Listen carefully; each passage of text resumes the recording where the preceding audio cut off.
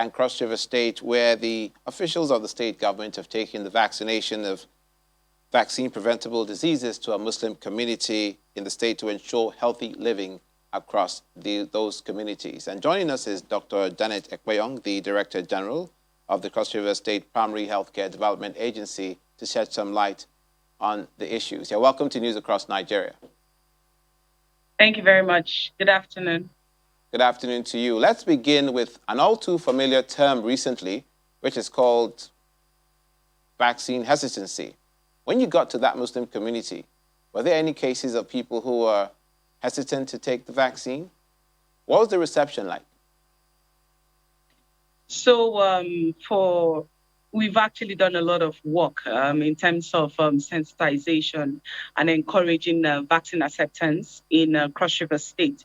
And for us, which the outreach we had recently in the Muslim community as part of our own celebration of the Eid al-Maulud.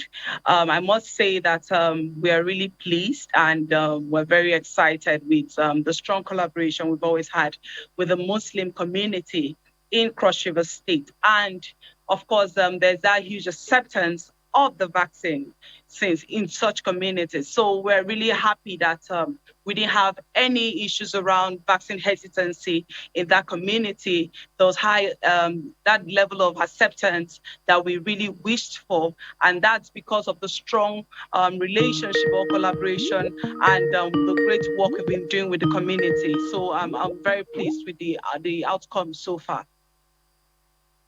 The COVID vaccine that you were about that day was also the polio one. Can you give us an overview, and not just in that particular community, but across the board in Cross River State, how the journey has been thus far?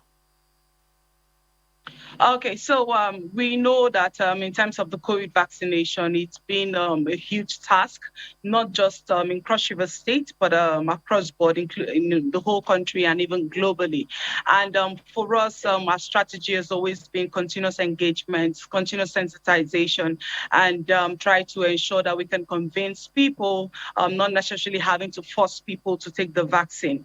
And the same strategy we've always applied over the years that has actually made parents or caregivers to accept to give their children immunization against vaccine-preventable diseases.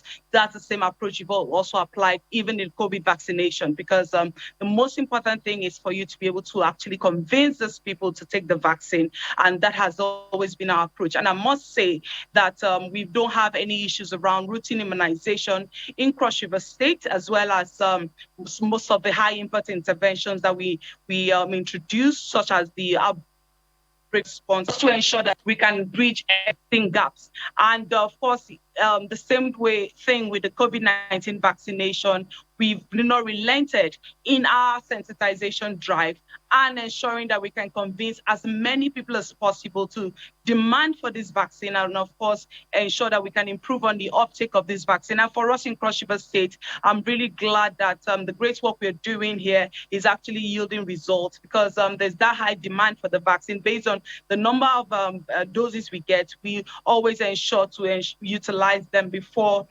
they actually expire. And we are hoping that as we progress in the rollout of this vaccine, we'll continue to ensure that more people, we can cover as many people as possible, so that at the end of the day, we can join the country to achieve the herd immunity that we are all hoping to achieve by next year.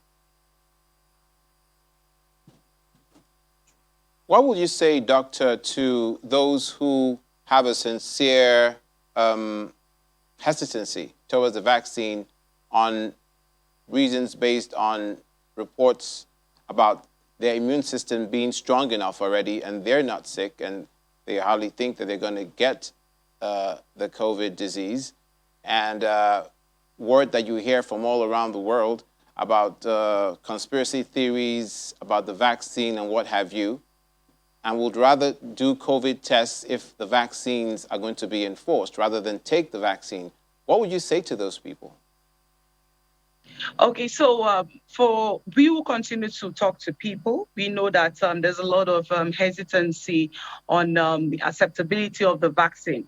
And we know that some people believe they have that very strong immunity that should be able to withstand the COVID virus. However, let's not forget that whatever decision that you make, you don't only consider yourself, but however, a lot of millions of Nigerians are also involved in this. And so we encourage people that irrespective of your religious affiliations or whatever beliefs that you might have, what we have at hand right now is beyond religion, it's beyond culture. It's just the right thing that we need to do as individuals and as people who we, of course, care about our brothers, our sisters, and other people in the country. So you have to make the right decision by ensuring that you get vaccinated.